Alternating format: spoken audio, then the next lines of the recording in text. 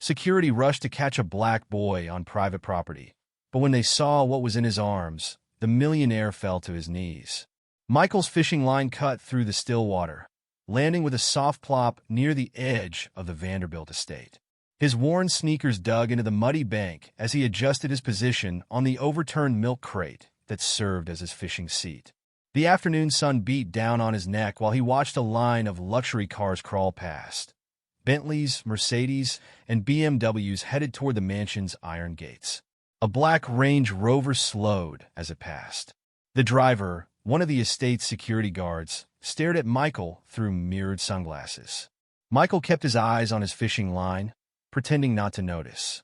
His fingers tightened around the cheap plastic rod his mother had bought him at the dollar store last Christmas. "Hey, kid," the guard called out through his open window. "Remember, property lines at the fence. Don't cross it." "Yes, sir," Michael replied, not looking up. His voice came out smaller than he intended. The Range Rover lingered for a moment before continuing its patrol. Michael released a breath he hadn't realized he was holding. His mother's voice echoed in his head. "Keep your head down, baby. Don't give them any reason." A flash of white caught his attention. Movement behind one of the mansion's enormous windows. A girl about his age, wearing what looked like a fancy dress, peered out at the grounds. Their eyes met briefly before she disappeared behind heavy curtains. Michael's phone buzzed in his pocket. A text from his mom. Got called in to cover Janet's shift at the Harrison place. Won't be home till late. Leftovers in fridge. Love you. He typed back quickly. Okay, Mom. Love you too. Be safe. The mention of another cleaning shift made his stomach twist. The past due rent notice had appeared under their door 3 days ago. Red letters spelling out final warning. He'd seen his mother crying over bills at the kitchen table that night when she thought he was asleep. "I'll figure something out," she'd whispered to herself. "I have to." Michael cast his line again, aiming for a spot where he'd had luck catching base before. They could sell them to Mr. Chun at the market. Not for much, but every dollar helped. His father used to say fishing was about patience, about knowing how to wait. Before he'd walked out 4 years ago, leaving nothing but empty promises and unpaid bills. The afternoon wore on. Michael caught 2 decent-sized bass and a small catfish. He packed them carefully in his cooler, already calculating what Mr. Chin might pay. Maybe enough for his mother to buy groceries without having to put something back at checkout like last time. A group of kids his age emerged from one of the cars at the gate, carrying pristine backpacks and wearing clothes that looked like they'd never seen the inside of a secondhand store. Michael watched them disappear into the mansion, their laughter carrying across the water. His own backpack sat beside him, held together with safety pins and determination. The school supply list for the new year felt heavy in his pocket. His mother had promised they'd figure it out, but he'd seen the worry in her eyes. The sun was starting to dip when he heard it. A splash, followed by a sound that made his blood run cold. A scream, cut short by another splash. Michael jumped to his feet, scanning the water. There, near the decorative fountain where the mansion's pool fed into the ornamental lake. A flash of white fabric, arms flailing. More splashing. A girl's voice panicked, "Help!" Some. The rest disappeared underwater. Michael's heart hammered against his ribs. The security guard's warning rang in his ears. Property lines at the fence. Don't cross it. Another splash. Weaker this time. He looked toward the guard station. Empty. The patrol car was nowhere in sight. His eyes darted back to the water, where ripples marked the spot where the girl had gone under. The fence stretched before him, 8 feet of wrought iron topped with decorative spikes that suddenly looked a lot sharper than before. Warning signs every few feet. No trespassing. Private property. Violators will be prosecuted. A bubble broke the water's surface, followed by a pale hand that disappeared as quickly as it had appeared. Michael's feet were moving before his brain could catch up. He dropped his fishing rod and ran toward the fence, his mother's voice in his head begging him to keep his head down, to not give them any reason. But someone was drowning, and no one else was there to help. His worn sneakers hit the fence, fingers finding purchase between the iron bars. As he pulled himself up, a security camera swiveled toward him.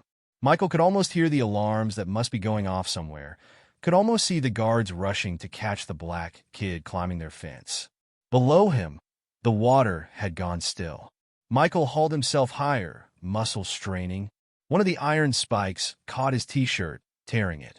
He couldn't pause. At the top, he balanced for a split second before pushing off, falling toward the manicured grass of the Vanderbilt estate. He hit the ground running. Behind him, distant shouting began. Ahead, the water waited, dark and still where it shouldn't be still at all. Michael ran faster than he ever had in his life, counting the seconds in his head. How long had it been since she went under? How long could someone hold their breath? How long before the guards caught him? He reached the water's edge just as a siren began to wail. The girl in the white dress floated face down, unmoving. Michael took a deep breath and jumped. The cold hit him like a punch to the chest, forcing the air from his lungs. As he sank into the dark water, he could hear his mother's voice one last time. "Lord, please keep my baby safe." Then there was only the sound of his own heartbeat and the impossible distance between his reaching hands and the girl's still form floating above him. The water closed over Michael's head as he pushed deeper. His ears popped from the pressure, and his lungs already burned for air. The girl's white dress billowed around her like a ghost in the murky water. He kicked harder, fighting against the pool's current that pulled them both toward the drainage grates. His fingers brushed against fabric, then slipped off. He kicked again, reaching farther. This time he grabbed a handful of dress and pulled. The girl's body rolled toward him, revealing her face. Her eyes were closed, a thin trail of red drifting from a cut on her forehead. Michael's heart slammed against his ribs. It was the same girl he'd seen in the window earlier. Up close, she looked even younger than him. His lungs screamed for air. He wrapped one arm around her waist and kicked toward the surface. They rose a few feet, then stopped. Something was caught. The girl's dress had snagged on one of the underwater fountain pipes. Black spots danced at the edges of his vision. He pulled harder, but the fabric held. The current tugged at them both, threatening to drag them deeper. Michael's throat convulsed as his body fought the urge to breathe water. "Let go!" He wanted to scream, but opening his mouth now meant death. His free hand found the snagged portion of dress. He pulled, twisted, then ripped. The sound of tearing fabric carried through the water like a thunderclap. They shot toward the surface. Michael's head broke through first, and he gasped, sucking in air that felt like fire in his lungs. He pulled the girl up next to him, her head lolling against his shoulder. "Hey," he shouted, patting her face. "Wake up!" Nothing. Sirens wailed closer. Shouts echoed across the grounds. Michael's arms trembled as he held the girl's face above water. The current was stronger here than it looked from the shore, pulling them toward the lake. His legs kicked frantically to keep them both afloat. "Come on," he pleaded. "Please wake up." Her lips had taken on a bluish tint. Michael remembered the CPR posters at the community center pool, where he'd learned to swim last summer. She needed to be on solid ground now. He started swimming backward, pulling her with him. His waterlogged clothes felt like they weighed 1,000 pounds. Each stroke was harder than the last. The edge of the pool seemed to get farther away instead of closer. "Stop right there," a deep voice commanded. Michael turned his head. 2 security guards stood at the pool's edge, hands on their weapons. Behind them, more guards ran across the lawn, radios crackling. "Don't move," the first guard shouted. "She's hurt," Michael called back, his voice cracking. "She hit her head. She's not breathing." The guards exchanged glances. Michael kept kicking, kept pulling them toward the edge. His muscles burned. The girl felt heavier with each passing second. "Please," he gasped. "Help her." The first guard knelt at the pool's edge, finally seeing the blood in the water. His face changed. "Jesus Christ. Anderson, call an ambulance." "Already on the way," the second guard replied, speaking rapidly into his radio. "Kid, can you make it to the edge?" Michael nodded, though he wasn't sure. His legs felt like lead. The current pulled at them relentlessly. But he kicked anyway, one arm locked around the girl's waist, the other clawing through the water. 5 feet to the edge. 4 feet. 3. His vision blurred. The guards' faces smeared into dark shapes against the sky. 2 feet. His kick missed. Water flooded his mouth. They started to sink. Strong hands grabbed them both, hauling them up and out. Michael's chest hit the concrete edge of the pool. He coughed, water spilling from his mouth. "Get her flat," someone shouted. "Check for breathing." They pulled the girl away from him. Michael tried to follow, but his arms wouldn't work. He could only watch as they laid her on her back, checking for signs of life. "No pulse," one guard announced. "Starting compressions." Michael's stomach lurched as he watched the guard's hands press down on her chest. 1, 2, 3, 4, 5. Her head rolled limply with each compression. "Come on, kid," the other guard was saying to Michael, wrapping a towel around his shoulders. "Let's get you back from the edge." Michael shook his head. "I need to make sure she's okay." The guard opened his mouth to argue, then stopped. They both watched as his partner performed CPR, counting out loud. 28, 29, 30. 2 breaths. The guard tilted the girl's head back, pinched her nose, and breathed into her mouth. Her chest rose and fell artificially. More sirens. Closer now. Second round. 1, 2, 3. Michael's teeth chattered. The towel did little against the cold that seemed to have settled in his bones. But he couldn't look away. "Come on," he whispered. "Please." As if in response, the girl's body suddenly convulsed. Water erupted from her mouth as she coughed violently. The guard quickly turned her onto her side. "There you go," he said. "Get it all out. You're okay." She coughed again, then drew in a ragged breath. Her eyes fluttered open, unfocused and confused. "Don't." She tried to speak, but started coughing again. "Don't try to talk," the guard told her. "Ambulance is almost here." Her eyes drifted to Michael, who still sat wrapped in the towel, shivering. Recognition flickered across her face. "You," she managed between coughs. "You jumped in?" Before Michael could respond, the ambulance screeched to a halt on the lawn. Paramedics poured out, equipment in hand. They surrounded the girl, asking questions, taking vitals, wrapping her in a thermal blanket. "Sarah," a man's voice boomed across the grounds. "Sarah." A tall man in an expensive suit ran toward them, face pale with panic. The girl, Sarah, tried to turn toward his voice. "Daddy." Mr. Harrison, one of the guards stepped forward. "Sir, she's breathing. The paramedics are checking her now." Mr. Harrison fell to his knees beside his daughter, taking her hand. "Baby, what happened? Are you okay?" "Sir," a paramedic interrupted. "We need to get her to the hospital. She took in water and has a head injury that needs assessment." Harrison nodded quickly. "Of course. Yes. I'll ride with her." As they loaded Sarah onto a stretcher, her father finally seemed to notice Michael. His eyes narrowed, taking in the torn clothes, the shivering, the dark skin. "Who are you?" he demanded. "What are you doing on my property?" Michael opened his mouth, but no words came out. The guard who'd given him the towel stepped forward. "Sir, this boy, he saved her life." Harrison's expression didn't change. "Explain?" Michael looked down at his hands, still trembling from cold and adrenaline. Behind him, he could hear Sarah being loaded into the ambulance. The sun was setting now, casting long shadows across the perfectly manicured lawn. He thought of his mother, who would be walking home soon from her second job, exhausted and worried about the rent. He thought about the torn shirt he wore, the fence he'd climbed, the trespassing signs he'd ignored. Then he looked up at Mr. Harrison and started to tell his story. "I was fishing," Michael began, his voice barely above a whisper. "I heard screaming." Mr. Harrison's stern face didn't change.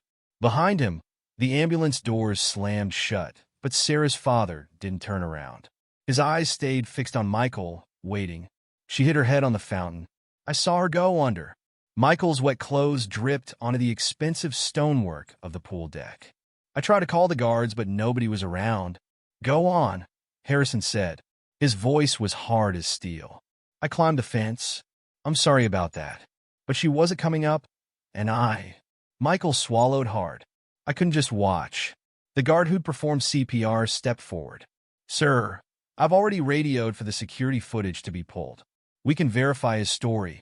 Harrison held up a hand, silencing him. "Let him finish." Michael took a shaky breath. "The current was stronger than I thought. Different from the community pool where I learned to swim. Her dress got caught on something underwater. I had to tear it to get her free. A radio crackled. Mr. Harrison? Security office here. We've reviewed the footage. The boy's story checks out. We have clear video of the entire incident, from Miss Sarah's fall to the rescue. Harrison's expression shifted slightly. Show me? Pull it up now, sir. Sending to your phone. Harrison pulled out his phone, eyes scanning the screen. Michael stood silently, still shivering despite the warm evening air. His mind drifted to his own phone, probably ruined now by the water. Another expense his mother couldn't afford. Jesus Christ, Harrison muttered, watching the footage. His face had lost some of its hardness. He looked up at Michael. You didn't hesitate. No, sir. You could have been hurt. Or worse. Michael thought about his mother again, about what she'd say if she knew what he'd done. Someone needed help. Harrison watched the video again, his thumb sliding across the screen. The current in that pool, it's caused by a high-power filtration system. Professional swimmers have struggled with it. I felt it, Michael said quietly. His muscles ached at the memory. Yet you managed to keep both yourself and my daughter above water until help arrived. Harrison's voice had changed. The steel was gone, replaced by something else. What's your name, son? Michael, sir. Michael Thompson. Thompson. Harrison's brow furrowed. Any relation to Clara Thompson? Michael's heart skipped. That's my mom. She cleans houses in the neighborhood. Recognition flashed across Harrison's face. She works for the Vanderbilts sometimes. And the Prescotts. Yes, sir. 2 jobs. Sometimes 3. Harrison was quiet for a moment, studying Michael. The ambulance siren faded in the distance, carrying Sarah to the hospital. The security guard stood awkwardly nearby, unsure whether to stay or go. How old are you, Michael? 11, sir. Harrison nodded slowly. The same age as Sarah. He paused, then asked, Do your parents know where you are? Michael's chest tightened. Just my mom. My dad, he left a while ago. Something in Harrison's face softened further. He glanced at his watch, then at the darkening sky. We need to call your mother. She should know what happened. She's working, Michael said quickly. Her shift at the Morgan house doesn't end until 9. Anderson. Harrison called to one of the guards. Get Mrs. Thompson on the phone. Tell her it's an emergency, but that her son is safe. Have someone pick her up and bring her here? Yes, sir. Harrison turned back to Michael. You need dry clothes and to be checked out by a doctor. The paramedics want to take a look at you. Michael shook his head. I'm okay. Really? That wasn't a request, son. Harrison's voice was firm, but not unkind. You swallowed pool water, fought a strong current, and have been shivering for the past 20 minutes. You're getting checked out? A female paramedic approached with a medical kit. Can you sit down for me? She asked Michael. I need to check your vitals.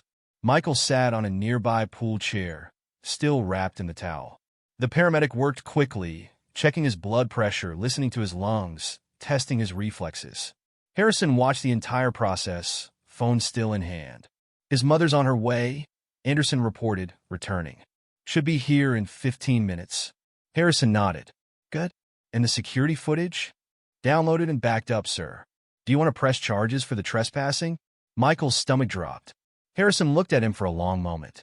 No, he said finally. No charges. The paramedic finished her examination. His vitals are stable, but he should still go to the ER for a full workup. Standard procedure for near-drowning incidents. I didn't almost drown, Michael protested. I was fine. Michael. Harrison's voice was quiet but commanding. You're going to the hospital. Your mother can meet us there instead of here. Before Michael could argue further, a commotion at the gate drew everyone's attention. A woman's voice, desperate and afraid, carried across the lawn. My baby! Where's my baby? Michael stood up. Mom? Clara Thompson ran toward them, still wearing her cleaning uniform. Her eyes were wide with fear until she spotted Michael. Then she was running faster, arms outstretched. Michael! She grabbed him, pulling him close. Oh, thank God. Thank God. She pushed him back, checking him over. Are you hurt? What happened? They said it was an emergency. Mrs. Thompson. Harrison stepped forward. Your son is a hero. Clara froze, finally seeming to register where she was and who she was talking to. Mr. Harrison? I don't understand. Your son saved my daughter's life today. Harrison's voice cracked slightly. She was drowning. He jumped in and pulled her out. The doctors say. He paused, composing himself. They say if he hadn't acted when he did, we would have lost her.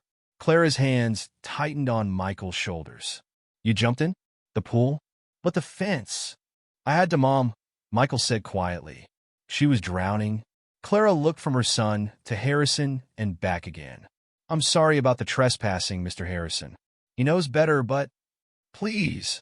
Harrison held up a hand. Don't apologize. If he hadn't trespassed, he didn't finish the sentence. Didn't need to.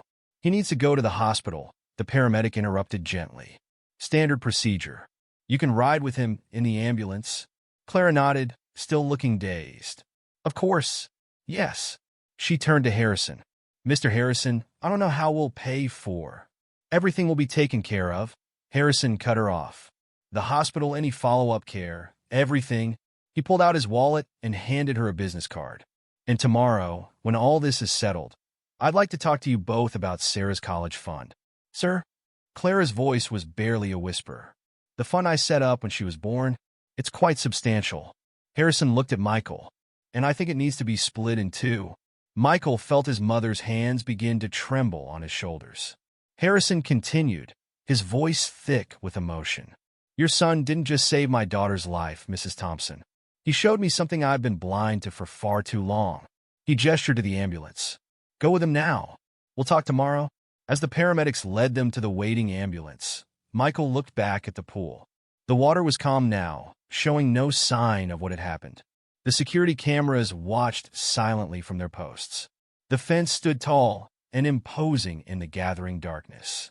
But something had changed. He could feel it in the way Harrison looked at him now, in the way the guards nodded respectfully as he passed. The line between his world and theirs had blurred, washed away by the same current that had nearly claimed 2 lives. His mother's arm wrapped around his shoulders as they climbed into the ambulance. My brave boy, she whispered, kissing his forehead. My brave, crazy, wonderful boy. The ambulance doors closed, and they pulled away from the Harrison estate. Behind them, Harrison was already on his phone, making calls, setting things in motion. Tomorrow would bring changes none of them could have imagined this morning. But for now, Michael leaned against his mother's shoulder, exhausted and sore, but somehow lighter than he'd felt in years. He closed his eyes as the ambulance rolled through the gates, leaving behind the fence that had always seemed so impossible to cross. The emergency room lights buzzed overhead as Michael sat on the examination table, his wet clothes replaced by a hospital gown. His mother paced the small room, still in her cleaning uniform, phone pressed to her ear. Yes, Mr. Harrison? No, they're still running tests. Yes, he's okay, just tired. She paused, listening. That's too generous, sir. We couldn't possibly. Michael watched his mother's face change as she listened. Her eyes widened, then filled with tears. A nurse entered, carrying a clipboard. Mrs. Thompson? The doctor would like to discuss Michael's results. Clara nodded quickly. Mr. Harrison, I have to go. The doctor's here? Yes, thank you again. She hung up, wiping her eyes. Mom? Michael asked. What did he say? Before she could answer, Dr. Martinez walked in, reviewing Michael's chart. Good news, she said, looking up. All your tests came back normal. No water in the lungs, no signs of hypothermia or other complications. Clara grabbed Michael's hand. Thank God. However, the doctor continued, I understand you were in that current for several minutes while performing the rescue. Any muscle pain? Soreness? Michael nodded. My arms and legs hurt. And my chest. That's normal after what you went through. I'm prescribing some mild pain medication and recommending rest for the next few days. She turned to Clara. No swimming or strenuous activity for at least a week. No problem there, Clara said firmly. He's staying far away from any pools for a while. A knock on the door interrupted them. A nurse poked her head in. Sorry to interrupt, but there are some people here to see Michael. Police officers and Mr. Harrison is back. Michael felt his mother's hand tighten around his. Dr. Martinez looked between them. I can ask them to wait? No, Clara said. It's okay. Let them in. 2 police officers entered first, followed by Harrison. He'd changed clothes since the pool, but his face showed the strain of the past few hours. "Michael," one officer said, stepping forward. "I'm Officer Chun. This is Officer Rodriguez. We need to ask you a few questions about what happened today. Is this really necessary?" Clara asked. "He's already told everyone what happened." "Standard procedure, ma'am," Officer Rodriguez said. "We need a formal statement." Harrison cleared his throat. "I've already told them I'm not pressing charges for the trespassing. This is just a formality." Michael sat straighter. "It's okay, Mom. I'll tell them everything." For the next 20 minutes, Michael recounted the events again. The scream, the fence, the current. The officers took notes, occasionally asking for clarification. "You said you knew how to swim from the community center?" Officer Chen asked. "Yes, sir. They had a program last summer. Free lessons. Lucky for my daughter," Harrison murmured. Officer Rodriguez closed his notebook. "Well, son, I'd say you're a hero. Not many adults would have done what you did. Can he go home now?" Clara asked. "He needs rest." "Just one more thing," Harrison said. He pulled out his phone. "Sarah's asking to see him. She's awake and doing well. She wants to thank him herself." Michael looked at his mother. Clara hesitated, then nodded. "If Michael feels up to it." "I do," Michael said quickly. Harrison smiled for the first time since they'd met. "I have a car waiting outside." 20 minutes later, they pulled up to Metropolitan Hospital's main entrance. Harrison led them through quiet corridors to the pediatric wing. Outside a private room, 2 security guards stood watch. "Daddy?" Sarah's voice called from inside. "Is he here?" Harrison opened the door. Sarah lay in bed, a bandage on her forehead where she'd hit it. Her face lit up when she saw Michael. "You came." She tried to sit up straighter, wincing slightly. "Careful, sweetheart," Harrison said, moving to adjust her pillows. Michael stood awkwardly by the door until Sarah patted the edge of her bed. "Come sit, please." He glanced at his mother, who nodded. Slowly, he crossed the room and perched on the edge of the bed. "I remember you," Sarah said. "From before. You're always fishing by our lake." Michael nodded. "Yeah, that's me. I watch you sometimes from my window. You looked so peaceful." She touched the bandage on her head. "Until I ruined everything today." "You didn't ruin anything," Michael said quickly. "Accidents happen, but you could have gotten in trouble. Or hurt." Her eyes filled with tears. "The current, it was so strong. I couldn't fight it." "Hey," Michael said softly. "It's okay. We're both okay." Sarah wiped her eyes. "Thank you for jumping in, for not giving up when my dress got stuck, for saving my life." The room fell silent. Harrison cleared his throat, emotion clear in his voice. "Sarah, honey, Michael and his mother need to get home. It's been a long day for everyone." "Wait." Sarah reached for something on her bedside table. It was a small, wrapped package. "I had Daddy bring this from home. I want you to have it." Michael took the package carefully. Inside was a new iPhone still in its box. "Sarah," Clara started, "that's too much." "Please," Harrison interrupted. "It's the least we can do." Michael's phone was ruined in the rescue. And he hesitated. "I'd feel better knowing he has a way to call for help if he ever needs to. Or if anyone else does." Michael stared at the box in his hands. He'd never owned anything so expensive in his life. "There's more," Harrison continued. "Mrs. Thompson, I meant what I said about Sarah's college fund. I've already spoken to my lawyers. We're setting up a trust for Michael, equal to Sarah's." Clara gasped. "Mr. Harrison, that's non-negotiable." His voice was firm. "Your son risked his life to save my daughter. Money can't repay that, but it can ensure his future." And he looked at Michael. "There's something else we'd like to discuss. About a job opportunity. For both of you." Michael felt his mother's hand on his shoulder, trembling slightly. Sarah reached out and squeezed his other hand. "Thank you," she whispered. "For everything." Later, in the car ride home, Michael watched the city lights blur past the window. His new phone buzzed. A text from Sarah. "See you tomorrow?" His mother sat beside him in Harrison's car, clutching a folder full of paperwork. Job offers, trust documents, promises of a future they'd never dared to imagine. "Mom?" Michael asked quietly. "Are you okay?" Clara pulled him close, kissing the top of his head. "I'm more than okay, baby. I'm proud. So proud." The car turned onto their street, past the rundown buildings and flickering streetlights. But for the first time, they didn't feel trapped by their surroundings. Change was coming. They could feel it. Michael's phone buzzed again. Another text from Sarah. By the way, Dad's having the pool current fixed tomorrow. But maybe you could teach me to swim better anyway? Once we're both okay to get back in the water? He smiled, typing back, deal. The car stopped outside their apartment building.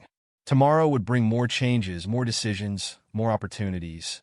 But for now, Michael was content to hold his mother's hand as they walked up the familiar stairs, knowing that sometimes the bravest decision isn't about jumping in. It's about being willing to let your life change when opportunity dives in after you. The next morning arrived with a harsh buzz from Michael's new iPhone. He blinked at the unfamiliar sound, memories of yesterday flooding back as he spotted the device on his bedside table. 6 a.m. A text from Mr. Harrison lit up the screen. Car arriving at 7 to pick you and your mother up. Meeting at 8. Michael sat up, muscles protesting every movement.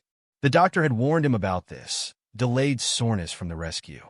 Through the thin walls, he heard his mother moving around in the kitchen, probably already dressed and ready. Michael, she called. You up, baby? Yeah, Mom? His voice came out rough, throat still raw from yesterday's chlorinated water. He found her at the kitchen table, surrounded by papers. The job offer documents from Harrison sat in neat piles. She'd clearly been up for hours, reviewing everything. Eat something, she said, pushing a bowl of cereal toward him. Big day ahead. Michael spooned cornflakes into his mouth mechanically, watching his mother read through another document. What kind of job is it? He finally asked. Clara looked up, dark circles under her eyes, betraying her sleepless night. Mr. Harrison wants me to manage his household staff. All of them. Better pay, benefits, regular hours. She swallowed hard. No more cleaning houses. Michael's spoon froze halfway to his mouth. Really? Really? She reached across the table, squeezing his hand. And there's more. But let's wait for the meeting. At precisely 7 a.m., a black SUV pulled up outside their building. The same guard who'd helped pull Michael from the pool stepped out. Anderson, Michael remembered. Mrs. Thompson, Michael. He nodded respectfully. Ready? The drive to Metropolitan Hospital was quiet. Michael watched the city wake up outside his window, yesterday's events playing on loop in his mind. His phone buzzed with another text from Sarah, in PT now. Neck sore, but doctor says no permanent damage. See you soon? He typed back a quick on our way before the SUV pulled into the hospital's parking garage. Anderson led them to a different floor this time. Not Sarah's room, but a large conference room. Inside, Harrison sat at a long table with several other people in suits. Sarah sat beside him, wearing a neck brace but smiling when she saw Michael. Mrs. Thompson, Michael, Harrison stood. Please sit. We have a lot to discuss. Over the next hour, Michael's head spun as lawyers explained trusts, educational funds, and something called compensatory damages. His mother asked careful questions, her cleaning uniform a stark contrast to the suits around her. And now, Harrison said finally, about Sarah's request. Sarah straightened in her chair, wincing slightly. I told Dad I want to learn to swim properly. From you? Michael blinked. Me? Once you're both cleared medically, Harrison added quickly. The community center where you learned, they've agreed to let us use their pool privately. Twice a week. But I'm not a teacher, Michael protested. No, Sarah agreed. You're better. You actually save someone. The lawyers shuffled papers discussing liability waivers and insurance. Michael barely heard them. He was watching Sarah, who hadn't taken her eyes off him since they'd arrived. There's something else, Harrison said. About your new position, Mrs. Thompson. The staff quarters at the estate. There's a 3-bedroom unit available. If you're interested. Clara's hand found Michael's under the table. That's very generous, Mr. Harrison. It's practical, Harrison corrected. You'll be managing the entire household. Being on-site makes sense. And he glanced at Sarah. I think having Michael nearby would make us all feel better. A knock at the door interrupted them. A nurse entered, looking apologetic. Sorry, but Miss Sarah is due for her checkup. Of course, Harrison stood. We can finish this later. Anderson will drive you home, to pack what you need for today. The moving company can handle the rest tomorrow. As they stood to leave, Sarah caught Michael's arm. Wait, before you go. She pulled something from her bag, a framed photograph. In it, Michael was climbing the fence, determination clear on his face despite the distance. Security camera still, she explained. Dad had it printed. I thought, maybe you want to keep it? Michael took the photo carefully. In the black and white image, he looked older somehow, braver. The ground crew found your fishing rod by the fence, Sarah added. It's at the house. Dad bought you a new one too, but I thought you might want your old one back. Michael nodded, throat tight. Thanks. Later, as Anderson drove them home, Clara finally broke down. Silent tears rolled down her cheeks as she clutched the employment contract to her chest. Mom? Michael reached for her hand. What's wrong? She shook her head, smiling through her tears. Nothing's wrong, baby. Everything's finally right. She pulled him close, kissing his forehead. My brave boy. My hero. Michael looked down at the photograph in his lap. The fence that had always represented the divide between their worlds now looked different. Not a barrier, but a moment of choice. A split second when everything changed. His phone buzzed again. Sarah had sent a picture of her physical therapy session, making a dramatic sad face at the camera. This is harder than nearly drowning, she'd written, followed by laughing emojis. He typed back, keep going. You've got this. Anderson cleared his throat from the front seat. You know, kid, I've been working security for 15 years. Never saw anyone make that climb so fast. He met Michael's eyes in the rearview mirror. You didn't even think about it, did you? Michael looked at the photograph again. No, he said quietly. I just knew I had to get to her.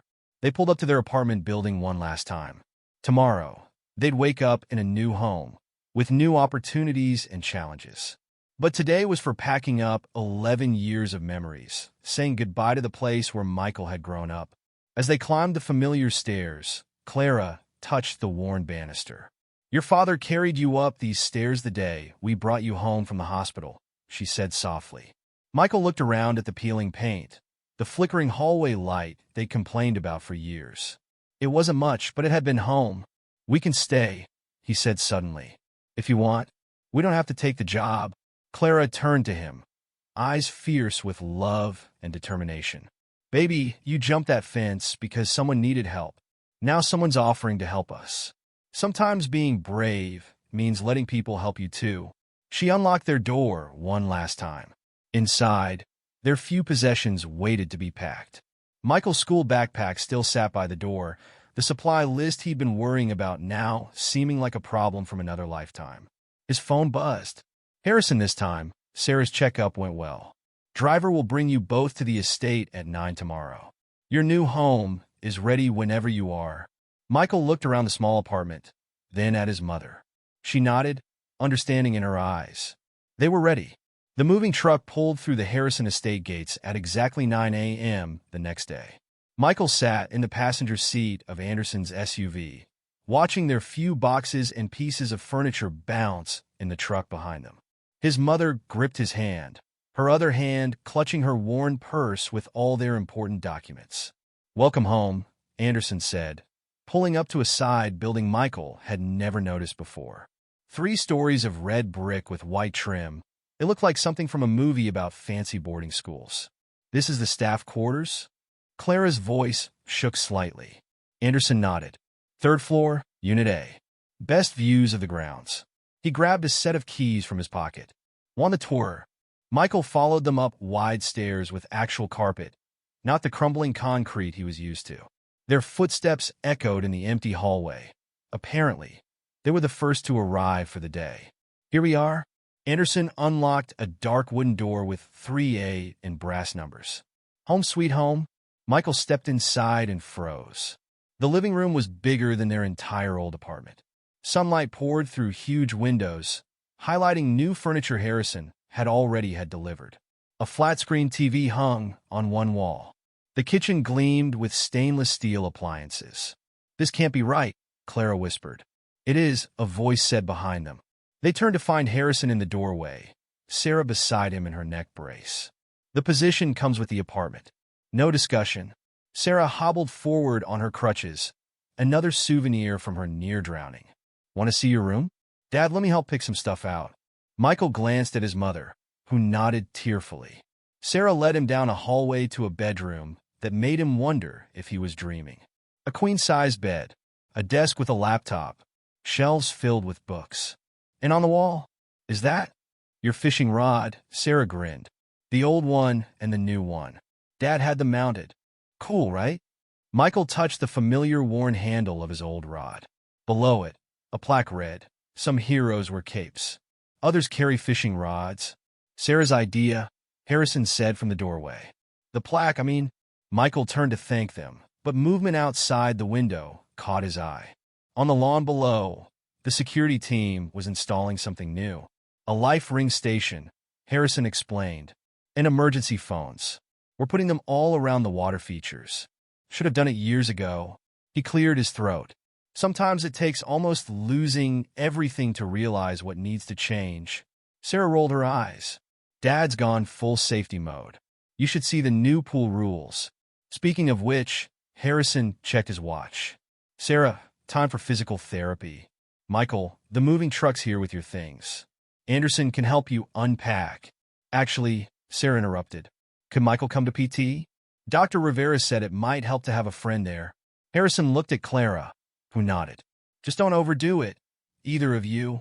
The physical therapy room was in the estate's private gym, another place Michael had never seen before. Dr. Rivera, a friendly woman in bright exercise clothes, got Sarah settled on a treatment table. So this is the famous Michael, she smiled. Sarah's told me all about you. Not all, Sarah corrected. Just the part where he turned into a superhero and saved my life. Michael felt his face heat up. I'm not a superhero. Tell that to the security footage, Dr. Rivera said, starting Sarah's exercises. Anderson showed us all. That current's no joke, and you handled it like a pro. The community center lessons helped, Michael said quietly. That's right. Sarah mentioned you're going to teach her to swim properly. Dr. Rivera helped Sarah stretch her neck carefully. Once you're both cleared, of course. Sarah winced as she moved her shoulder. When will that be? Another week, minimum. That head injury needs time to heal. Dr. Rivera looked at Michael. And your muscles need rest after what you put them through? Michael nodded, remembering the burning in his arms as he'd fought the current. Sarah must have seen something in his face, because she reached out and grabbed his hand. I never really thanked you properly, she said softly. I was so scared. When my head hit the fountain, everything went dark. But then I felt someone grab me, and even though I couldn't see who it was, I knew it would be okay. Dr. Rivera quietly stepped away, giving them privacy. Michael stared at their joined hands, his dark skin against her pale fingers. I was scared too, he admitted. When your dress got caught, I thought. But you didn't give up. Sarah squeezed his hand. Even when the current was pulling us down. Even when the guards came. You didn't let go. I couldn't. A knock at the door made them jump apart. Anderson stood there, looking apologetic. Sorry to interrupt, but Mrs. Thompson is asking for Michael. Some decisions about furniture arrangement. Back in their new apartment, Michael found his mother surrounded by boxes, wiping tears from her eyes. Mom? What's wrong? She held up a piece of paper. The trust fund paperwork came. Michael, baby, it's more money than I've ever seen in my life. Your college is covered. All of it. And then some. Michael sat beside her on their new couch, so different from their old secondhand one. Is that good crying or bad crying? Clara laughed through her tears. Good? So good. But also scary. Everything's changing so fast. We can still go back, Michael said, but Clara shook her head. No, baby. We're not going back. We're going forward. She touched his face gently. You were so brave, jumping that fence. Now it's my turn to be brave. To accept this chance. A commotion outside drew them to the window. The moving truck was leaving, but something else was happening on the lawn. Workers were removing the old warning signs from the fence, the ones that had threatened prosecution for trespassing. Michael's phone buzzed. Sarah had sent a picture of herself, giving a thumbs up from the physical therapy table. Done for the day. Dad's ordering pizza. Come over? He showed the message to his mother. Clara smiled. Go. I've got some paperwork to finish anyway. My first staff meeting is tomorrow. As Michael headed for the main house, he passed the spot where he'd climbed the fence. The setting sun hit the iron bars, making them glow. But they didn't look like a barrier anymore. They looked like a bridge. Sarah was waiting in the family room, surrounded by pizza boxes. "Hope you like pepperoni." Dad went overboard, as usual. Harrison looked up from his laptop. "In my defense, I have no idea what 11-year-olds eat." "Everything," Michael said, making Sarah laugh. They settled in to watch a movie, Sarah's choice, some superhero film she swore Michael would love. As the sun set outside, Michael found himself relaxing into this new normal. His phone buzzed with a text from his mom. "Don't stay too late. Big day tomorrow." She was right. Tomorrow would bring more changes. His mother would start her new job. He'd help Sarah with her therapy. They'd both start figuring out how to navigate this new life they'd been given. But for now, Michael was content to sit with his new friend, eating pizza and watching superheroes save the day. After all, sometimes the biggest acts of heroism weren't about jumping fences or fighting currents. Sometimes they were about being brave enough to let your life change, about accepting help when it was offered, about building bridges where fences used to be. Sarah fell asleep halfway through the movie, her neck brace making her snore slightly. Harrison covered her with a blanket, then turned to Michael. "You know," he said quietly, "she used to watch you fishing from her window. Said you looked so peaceful, so sure of yourself. I think she envied that." Michael looked at Sarah's sleeping face. "I used to watch the cars going to your parties. Wish I could see inside." Harrison nodded slowly. "Funny how fences work, isn't it? They keep things separate that maybe shouldn't be separate at all." Through the window, Michael could see his new home. Lights on, his mother visible moving around the kitchen. Beyond that, the fence gleamed in the moonlight. But it didn't look like a divide anymore. It looked like the place where everything changed. 1 week after moving into the staff quarters, Michael stood at the edge of the community center pool. Sarah sat on the steps leading into the shallow end, water lapping at her waist. Her neck brace was finally off, but a faint scar on her forehead remained visible, a permanent reminder of that day at the fountain. "You sure about this?" Michael asked, watching her fidget with her new swim cap. "No," Sarah admitted, "but I'm doing it anyway." Dr. Rivera stood nearby, monitoring the session. Harrison and Clara sat in the bleachers, trying to look casual and failing miserably. The entire pool had been rented for their private use. "Remember," Dr. Rivera called out, "take it slow. Both of you are still recovering." Michael stepped into the water. His muscles had finally stopped aching, but the memory of fighting that current remained fresh. He moved closer to Sarah, noting how she tensed as the water reached higher on her body. "We can stop anytime," he said quietly. Sarah shook her head. "I don't want to be afraid forever." Michael understood. He'd seen her watching the estate's fountains from her window, flinching every time the water splashed. This was about more than learning to swim. "Okay," he said. "First thing, learning to float. That's what saved us both that day." Sarah nodded, her knuckles white where she gripped the pool's edge. Michael demonstrated the back float, showing her how to let the water support her weight. "Your turn," he said. "I'll hold you up. Promise." Sarah took a shaky breath and leaned back. Michael's hand supported her shoulders as she tried to relax into the water. She lasted 3 seconds before panicking and standing up. "Sorry," she gasped. "I felt like I was falling." "You're doing great," Dr. Rivera encouraged from the side. "That's normal. Try again." They spent the next hour working on basic floating and breathing exercises. By the end, Sarah could float for nearly 30 seconds with minimal support. Her smile when she finally got it made Michael's chest tight with pride. "Same time Thursday?" she asked as they toweled off. "Wouldn't miss it." Later that evening, Michael sat with his mother on their new balcony, watching the sunset over the estate grounds. Clara had just finished her first week as household manager, and the pride in her voice was unmistakable as she talked about her day. "The staff actually listens to me," she said, still sounding amazed. "They ask my opinion, value my decisions." "Because you're good at it," Michael replied. Clara reached over and squeezed his hand. "You know what Mr. Harrison told me today?" He said Sarah's never had a real friend before. Always surrounded by people trying to get close to her family's money, but never someone who just saw her as Sarah. Michael thought about the girl who'd fought through her fear in the pool today. She's brave, he said. Braver than she knows. A knock at their door interrupted them. Anderson stood there, looking unusually formal. Mrs. Thompson, Michael. Mr. Harrison requests your presence at the main house. There's something he wants to show you. They followed Anderson across the grounds as darkness settled in. Security lights illuminated their path, including the new emergency stations that now dotted the landscape. Michael noticed the old no trespassing signs had been replaced with simple safety-first reminders. Harrison and Sarah waited in his study, both grinning mysteriously. A large covered object sat on the desk. We've been working on this all week, Sarah announced, practically bouncing with excitement. Dad, show them. Harrison pulled off the cloth, revealing a detailed architectural model of the estate. But something was different. The fence, Michael said, leaning closer. In the model, the imposing iron barrier had been replaced by an elegant gateway. Beside it stood a small building labeled Community Center. What is this? Clara asked. Harrison cleared his throat. A proposal. The estate has always been isolated, separated from the community. Recent events made me realize that needs to change. Sarah took over, pointing to different parts of the model.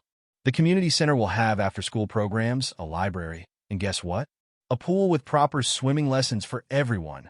We'll need someone to oversee the programs, Harrison added, looking meaningfully at Clara. Someone who understands both sides of that fence. If you're interested in expanding your role, Clara's hand flew to her mouth.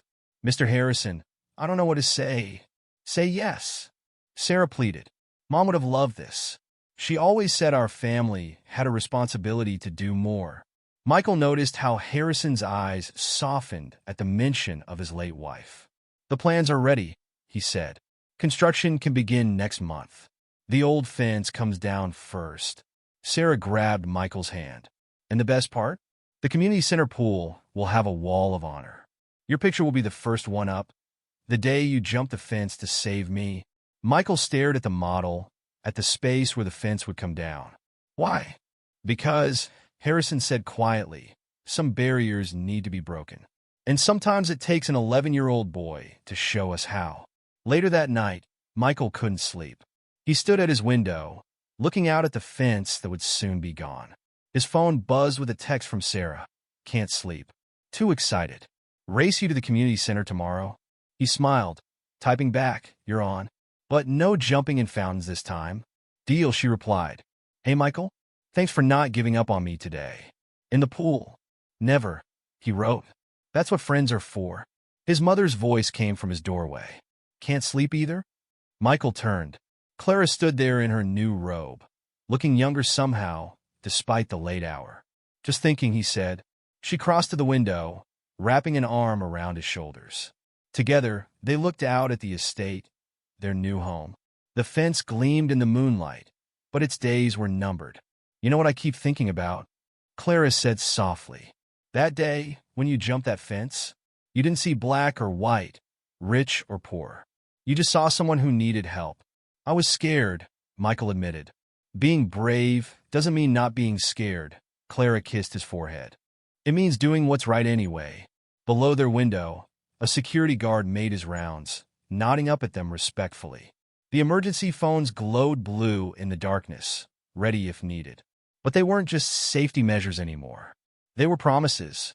Promises that no one would have to face danger alone. That help would always be just a call away. That some things like courage, friendship, and doing what's right couldn't be stopped by any fence. Michael's phone buzzed again. Sarah had sent a picture of her swim cap and goggles, laid out for tomorrow's lesson. Ready to keep teaching me how to be brave? He looked at the fence one last time. The fence that had changed everything by showing him it could be overcome. Always, he typed back. That's what friends are for. The summer sun beat down on the crowd gathered outside the new Harrison Community Center. 3 months had passed since construction began, and today was the grand opening. Michael stood with Sarah near the podium, both dressed in their new swim team uniforms, nervous. Sarah whispered as Harrison approached the microphone. A little, Michael admitted. They were scheduled to give the center's first swimming demonstration after the speeches. Clara stood at the edge of the stage, clipboard in hand, directing staff with quiet confidence. She caught Michael's eye and winked. Her new position suited her, the exhausted cleaning lady replaced by a respected community leader. Harrison cleared his throat. 3 months ago, this space was divided by an iron fence. That fence stood for generations, separating neighbor from neighbor, friend from friend. It took an 11-year-old boy to show us how wrong we were.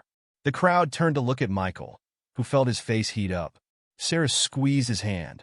When my daughter was drowning, Harrison continued, his voice thick with emotion, Michael Thompson didn't see a fence.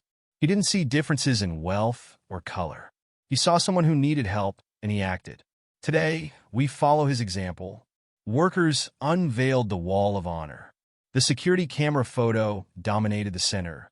Michael mid-climb, determination visible even in grainy black and white. But now other photos surrounded it.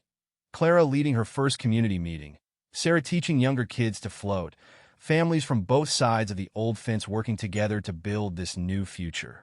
The community center is more than a building, Harrison said. It's a promise that the barriers of the past will not define our future, that every child deserves a chance to learn, to grow, to swim. He smiled at Sarah, and sometimes to be saved. After the speeches, Michael and Sarah took their positions at the pool's edge. Dr. Rivera gave them a thumbs up from the sidelines. The crowd pressed against the viewing windows. Ready? Michael asked. Sarah grinned. Race you to the other end? They dove in together, their strokes synchronized from months of practice. The water felt different here. No dangerous currents, no hidden dangers. Just the clean rhythm of arms and legs, the shared joy of movement. They touched the far wall simultaneously, surfacing to applause. Sarah splashed him playfully. Not bad for someone who used to be scared of water. Had a good teacher, Michael replied. The rest of the day passed in a blur of activity. Children lined up for swimming assessments, parents filled out program applications, and community members explored the new facilities. Michael helped with basic swimming instructions, while Sarah assisted younger kids with their flotation devices. Look at them, Clara said to Harrison as they watched from the observation deck. Who would have thought? Harrison nodded. Sarah's mother would have loved this. She always said wealth meant nothing if it wasn't shared. Michael's father should have stayed to see him become this person, Clara replied softly. His loss. As evening approached, the crowd thinned. Michael found himself back at the Wall of Honor, studying the photos. Each one told a story of change, small moments that added up to something bigger. Pretty cool, huh? Sarah appeared beside him. But you know what's cooler? She pointed out the window. Where the fence had stood, children played on new playground equipment. Parents chatted on benches. Teenagers shot hoops on the basketball court. The invisible line that had divided the community was gone, erased by 3 months of shared purpose. Want to know a secret? Sarah lowered her voice. I used to watch you fishing from my window. Wished I could come talk to you, but... The fence, Michael finished. The fence, she agreed. Funny how something can seem so permanent until someone proves it isn't. Anderson approached, carrying a package. Special delivery for Michael Thompson. Inside was a framed article from the local newspaper. Local boys' courage sparks community transformation. The photo showed Michael and Sarah in their swim team uniforms, standing where the fence used to be. Mom's going to cry when she sees this, Michael said, making Sarah laugh. Pretty sure my dad already did. They stayed late that evening, helping Clara and the staff clean up. Harrison ordered pizza for everyone. A tradition now, these shared meals that bridged old divides. As the sun set, Michael stood at the center's entrance, looking out over the transformed grounds. His phone buzzed with messages from swim team members about tomorrow's practice. Sarah's playlist drifted from the pool area, where she was helping younger kids put away equipment. Clara joined him, wrapping an arm around his shoulders. Proud of you, baby, for jumping the fence that day, for everything that came after. She kissed his forehead, for showing everyone that bravery isn't just about big moments. It's about all the small choices we make every day. Sarah called from inside. Michael, Dad's setting up the movie projector. Community movie night, remember? Families were already spreading blankets on the lawn where the fence once stood. Harrison's staff distributed popcorn and drinks. Children darted between groups, playing games and making new friends. "Coming," Michael called back. He took one last look at the wall of honor, at the boy climbing the fence. He barely recognized himself now, not because of the new clothes or the swim team uniform, but because of everything that had changed inside. The fence had come down, piece by piece, but what rose in its place was stronger than iron and concrete. Trust, friendship, community, the understanding that sometimes the bravest thing isn't jumping barriers, but helping others cross them too. Sarah appeared in the doorway. "Come on, Slowpoke. Movie's starting." Michael joined her, and they found their usual spot on the lawn. Above them, stars began to appear in the darkening sky. Around them, the sound of laughter and conversation filled the warm evening air. "Hey, Michael," Sarah whispered as the movie began. "Yeah, I'm glad you jumped that fence." He smiled, watching their community come together in the space where barriers once stood. "Me too." The movie played, stars shone, and the future stretched out before them, as wide and open as the world beyond the fence had always been, waiting for someone brave enough to cross it.